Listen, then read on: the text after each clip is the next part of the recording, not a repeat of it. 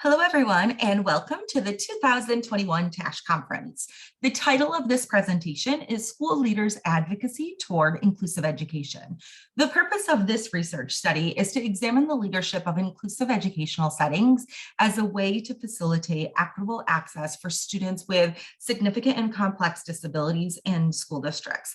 The three literature areas that I examined and reviewed as part of this study were the context of inclusive education, special education leadership, and leadership for inclusive schools. So the context of inclusive education, what I meant by that is kind of what are the outcomes and what does research say about the outcomes delivered through separate programs and those delivered through inclusive programs for students with disabilities.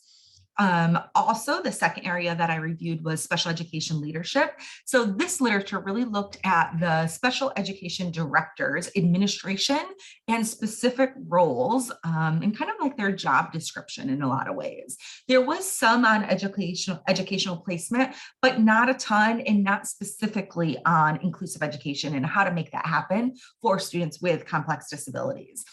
There was a lot on their role as an instructional leader. There was a lot on their role and their responsibility in terms of accountability with different states and kind of in comparison to the federal special education law. There was a lot on the knowledge of law and kind of what directors of special education came to the position knowing, or what kind of what they needed to know, and professional development for them, but more really as it related to the PD that they needed to provide for educators within their school districts. In terms of leadership for inclusive schools, a lot of the literature looked at kind of inclusive practices and access in terms of inclusive school reform. So how did some of the leaders in those settings create inclusive school reforms for their school buildings, services reconfiguration, and then there's a ton of literature right now on the principal role in inclusion. So that literature really looked at the building level leadership needed to create inclusive services within a specific school buildings. But a lot of this research really did not look at multiple school buildings. So when I was looking at the gap in the literature and figuring out what I wanted to contribute to kind of our conversation around inclusive education, specifically for students with more significant disabilities, I really asked myself, what do district level leaders need to do? And what is the role that they play in this inclusive school and the creation of inclusive schools? So that was what really the purpose of this study was. So there had been a lot of calls to understand the whole school structural and kind of administrative elements that are needed for equity-based inclusive education. And this research gap is really where this research study is situated. It's really the district level leadership needed to create inclusive school districts. This relates so much to the TASH conference because all of us as leaders and advocates in our own communities, in our own families, and in our own school buildings, we're thinking about how to include people with disabilities and individuals with disabilities across communities, schools, home, right? And what I wanted to look at are how our district level leaders really advocating for and including and creating structures that are providing access and equitability within school districts for students with disabilities. So that's kind of how this research directly relates to the mission of the TASH conference. The research question that this study is on, or is focused on, is what strategies of advocacy are evident in the ways that district level leaders make sense of their enactment of inclusive educational opportunities and service delivery for students with disabilities. So what are they doing in terms of advocacy? That's really what the research question was. In terms of philosophical approach, I was really building on inclusive education and looking at how administrators were really critically thinking about and interrogating and adjusting practices and structures within that district level rather than just at the school level. In terms of theoretical framework, there were two theoretical frameworks that this study builds upon. And the first one is social justice leadership, and the second one is disability studies in education. So I really wanted to look at how are the participants in this study challenging the institutionalized structures and policies that have historically marginalized and created inequitable opportunities for students with disabilities, and how have these leaders and the participants in the study changed practices within their school districts? So how do these leaders kind of put issues of race, class, gender, disability, sexual orientation, and other historically and currently marginalizing conditions in the US central to their advocacy, their leadership practice, and their vision?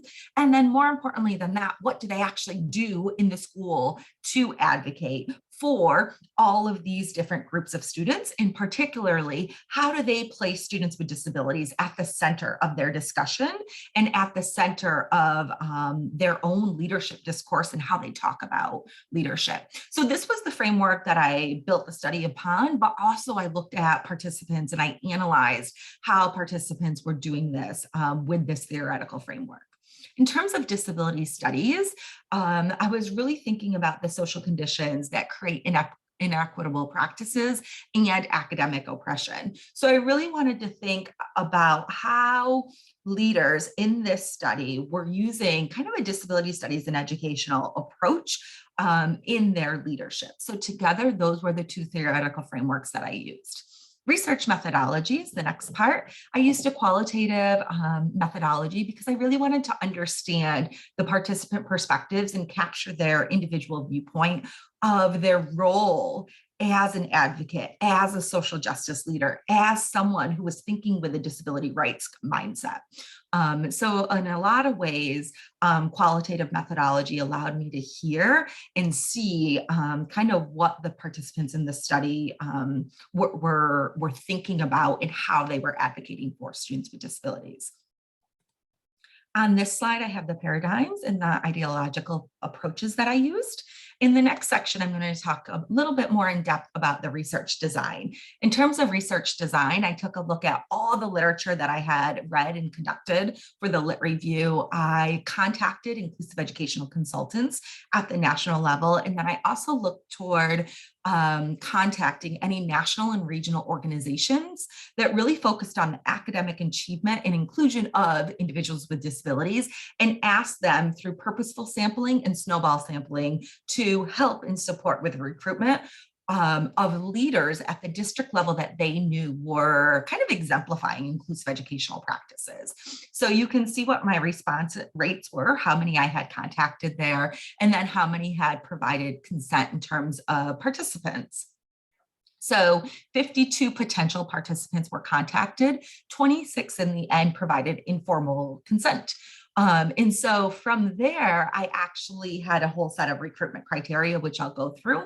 But in the end, there were 7 district level administrators who met the criteria for this study. In terms of recruitment criteria, I looked at who was employed in a public school district. So if they were employed at a private or a charter school, I did not have them participate in this study. I made sure that they were a member of the district level central office administration. Again, because of the gap in the research, I didn't want to focus on building level administrators. I wanted to focus on the district level administrators. I wanted them to show evidence of a strong commitment to inclusive education, either a publicly stated commitment kind of on a website or on the mission statement of the district or something like that, or a personal commitment as shown through this inclusion survey. So this was an inclusion survey that I had adapted and modified to fit district level administrators. And then number 4, the 4th recruitment criteria is inclusive education in action and showing evidence of that. So were they actually providing leadership in a school district for students with disabilities in their home school? So were they sending students out to cooperative services or a special class or a special school? I didn't allow those individuals to be part of the study. Instead, I really wanted individuals who are including students with disabilities with a range of disabilities, complex disabilities, significant disabilities within their home school. Part B of that was providing leadership for a district that predominantly educated students with disabilities in general education classrooms. So I didn't want students with disabilities to be in the home district, and then be in special classes, right, or special programs within the district. And then Some leaders were also taking tangible steps toward inclusive education at the district level, and they were still in kind of that reconfiguration stage, and they were also part of the study as well. So these are the criteria that from that initial 26 people that were recommended to me through purposeful and snowball sampling, I ended up with 7 participants, and that happened through the recruitment criteria. In terms of research design, I did in-depth interviewing through 3 open-ended interviews. In the next slide, you can see the data collection analysis, how it was a cyclical process. I used NVivo as my analysis tool, along with using different analytic memos and using a synthesis table, and also doing some hand coding. But this kind of shows you the cyclical process of data collection and analysis that I used. I did include examples of my interview guide so that you can see. You'll have to come back to these just based on the time of this video presentation. Here is kind of some of the tools that I use for data analysis. And here's the synthesis table that I was showing as an example of my methods. In terms of participant demographics, this table shows kind of the range of participants just based on age, based on gender, based on years of teaching and administrator experience, and then their specific position in the district, as well as geographic location. On the next slide, because I was kind of tinkering between participant demographics and the schools and the districts that they lead, this also shows the range of districts that they provided leadership for, some very small districts and some much larger districts. In terms of the findings of the study, I really focused on complex advocacy tactics in 4 sub areas or themes within this. Number 1, dispositional traits. Number 2, advocacy for students with disabilities, capacity building, and actions. So dispositional traits, what I noticed is that there was a pattern and a really visible theme in terms of the professional manner, their presence, and their navigation of interpersonal relationships as a district level administrator. So one of the things that really came up is they're actively inserting themselves, or they're engaging in a lot of the IEP meetings, or in a lot of the meetings that they called high stakes meeting, where inclusion was on the line. That is where this student with a significant disability, it was going to be determined whether or not they were going to be out of the district or in the district. These were the meetings where they actively made sure to engage and physically show up, because they knew, in their words and in the words of one of the participants, inclusive education was on the line in that moment. I also noticed this assertive aligned decision making. So whenever there was a decision around inclusive education, they talked about this assertiveness and needing to make kind of like draw a line in the sand and make sure that they were assertive in any decisions that had to do with inclusive education. Again, to kind of sail the ship in a certain way and to make it known through the other stakeholders that this is the way the district is moving, and then that this decision really was about advocacy for specific students, and that this decision was going to be made in alignment with the mission and vision of the district. There was also transparency. So at these meetings, the administrators didn't just make a decision and kind of move on. They made it known, not only for the folks at those meetings, but the other stakeholders, the other building administrators, the other leaders, the other team level teacher leaders, why a decision was made and why this decision had to align with like the mission and vision of including students at that school district. So there was a huge element of transparency that I noticed. And then in terms of dispositional trait, the other sub-theme that I noticed was a positive celebratory culture and coaching mindset. So a lot of the leaders talked about whenever there was like an incremental change, whenever there was an incremental step toward including a student, whether it was providing assistive technology or providing accommodations or specific supplemental support or service, they made sure not to just keep that information or that story kind of quiet. Instead, they really celebrated it. They celebrated it at building level meetings and at district level meetings. And the purpose was to kind of create a successful mindset about we all are in this together and we're all kind of problem solving and figuring out how to include students with significant needs together. And every time we make a decision, every time we try a new accommodation, a new modification, a new form of assistive technology, it's all of us that get to celebrate that because we're all taking steps forward. So there was like this coaching mindset in that too. So these were the dispositional traits that I really noticed for those district level administrators. This is important for their folks at the TASH conference and other leaders and other administrators, because I think this is really huge. So as we're working with teams, we have to make sure to celebrate their success. So as they try something, even as they try something and that doesn't work, but they still have the mindset of let's try something new, we have to celebrate that because it's the effort and that mindset that matters. It's the mindset that we're going to figure this out together. That everything is kind of like figure outable, and taking small incremental steps toward inclusion, especially when we're talking about students with more complex needs who maybe they haven't previously thought about including, that's really important. So I thought that was a key takeaway for all of us at the TASH conference.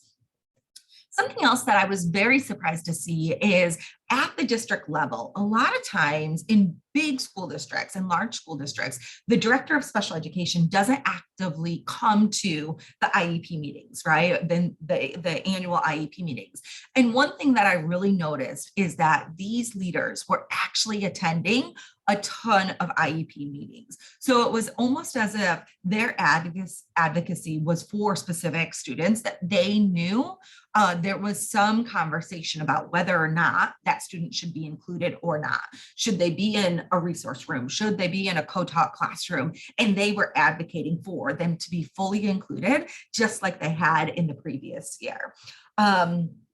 Some of this advocacy was really around understanding federal and state special education laws and putting the onus and positioning the onus on educational team to discover any root causes. So instead of simply allowing a team to kind of place a student who had challenging behavior out of the district, these leaders, the participants in this study, really positioned the onus on the team to figure out what was going on. What is this behavior caused by? What are the root causes and what can we do to support? So it was as if the question changed of where we were going to educate these students to what can we do to support this student and why is it happening? Right. They also had really adept responses to self-contained requests. So I don't want to paint this picture that it was all of a sudden like a utopia, right? Like these were inclusive districts where nothing was kind of having, like there were no conversations, right? Instead, there were a lot of conversations about where we should have students be educated. You know, should we create a resource room? Should we create a self-contained class for this specific student, right? And these administrators in their responses, they were able to tell why that was not a good idea, right? In terms of access to peers, in terms of access to the general education environment, in terms of access to the general education core standards, right? And so these responses helped everyone at the table kind of understand why having that student fully included was a better option. So I saw patterns of that for all of the participants. The other thing is that when they were advocating for students with significant disabilities, and for some reason, the team didn't quite know what to do, whether it was how to teach that student how to read, or what type of assistive technology to use, or how to support that student in communication because they had never had a student who communicated using that communication device.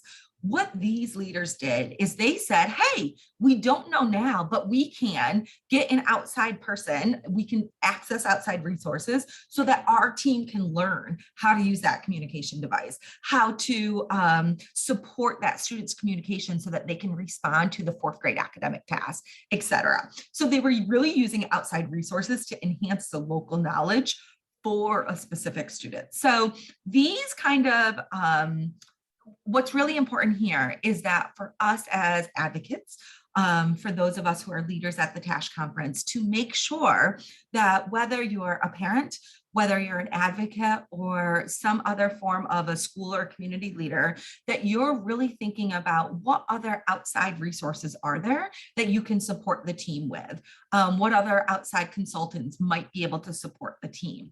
What's going to be your response when someone brings up a self-contained placement or an autism program or a program for students with so-called multiple disabilities, right? So having these responses kind of at the tip of your tongue is what these participants in this study said really helped them, because they knew they were going to come up. Like, these conversations were going to come up when they went to multiple IEP meetings, but instead of not really having a response, they thought in advance in a proactive manner kind of what their response could be so that they were prepared in the moment. So I thought that was a huge takeaway for advocates as well.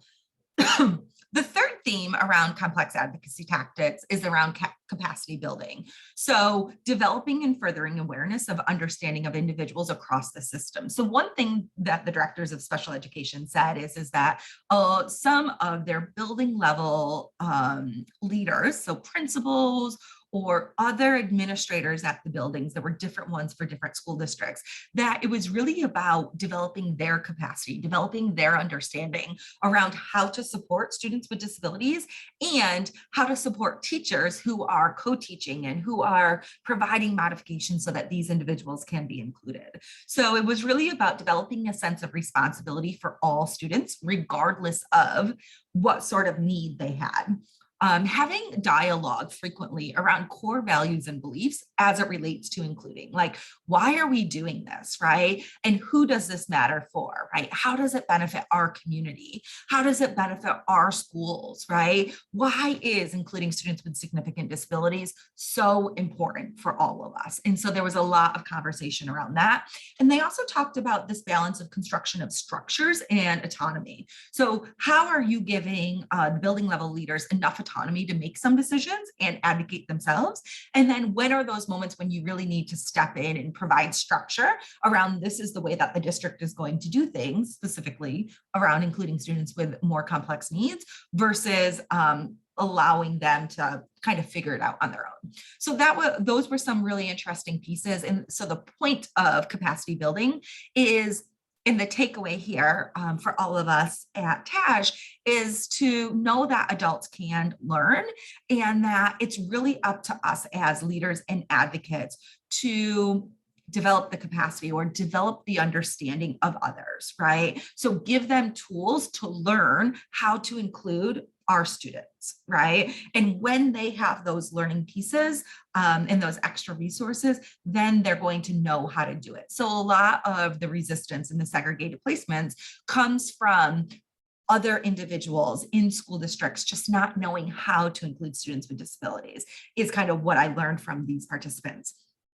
The district level leaders also talked about actions that they took to improve the district's level of commitment to providing inclusive services. So there were two types of actions, reactive and proactive. So the reactive ones were measures in response to exclusionary environments. So they talked about things like writing up a building level administrator when they set up exclusionary spaces, when they set up segregated programs. They talked about not providing tenure to some folks who were teaching, who were purposefully kind of segregating students. And even after talking to them, they weren't getting on board with the district level kind of mission and values.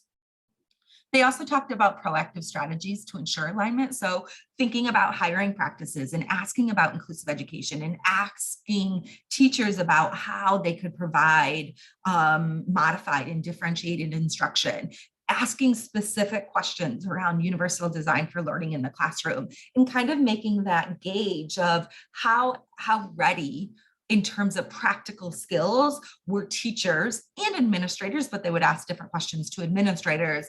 What are those practical skills that they're coming into? And if coming in, they didn't have those skills, what were they willing to learn, right? Like, did their values align or not?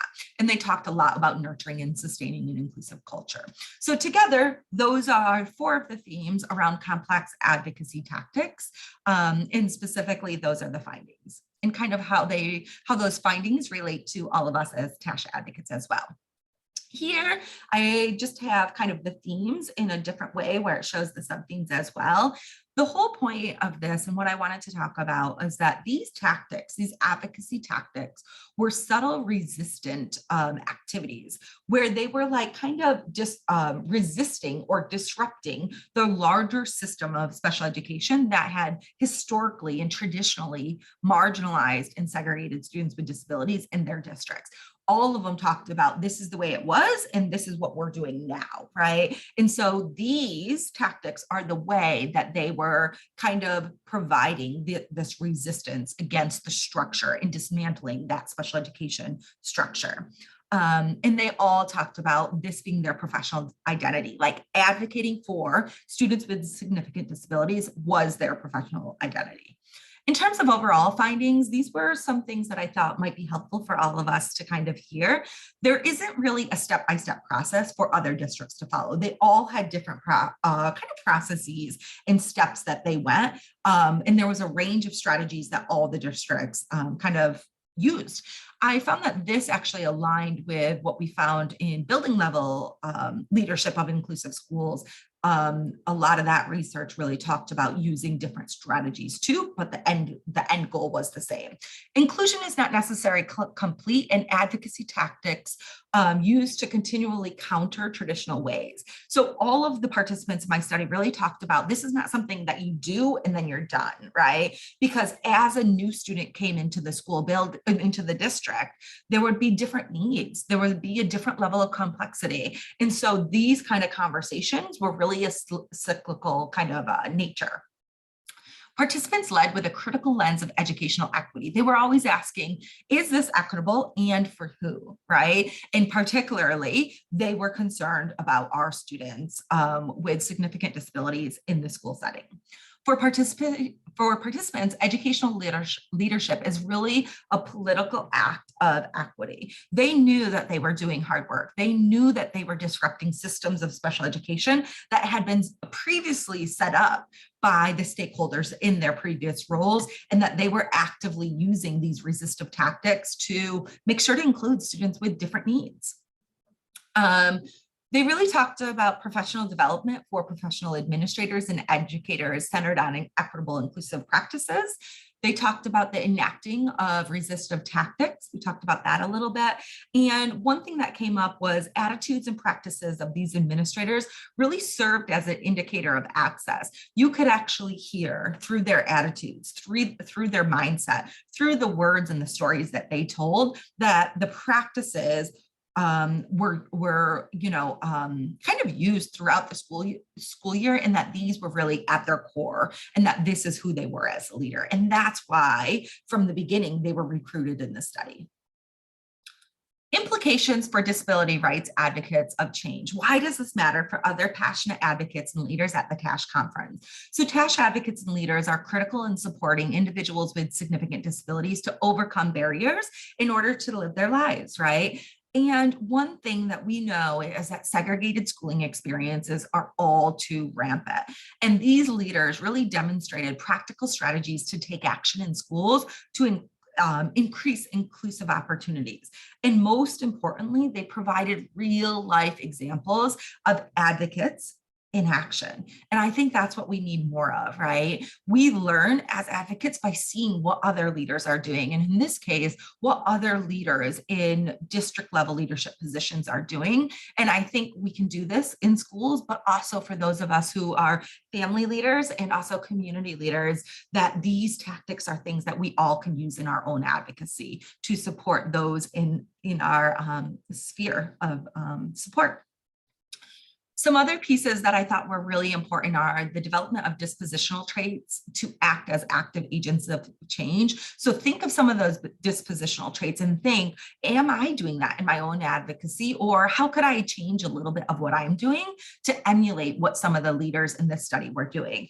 Advocates need to physically insert themselves into building level discussions and problem solving meetings as a means to make decisions aligned with the district vision of inclusive education.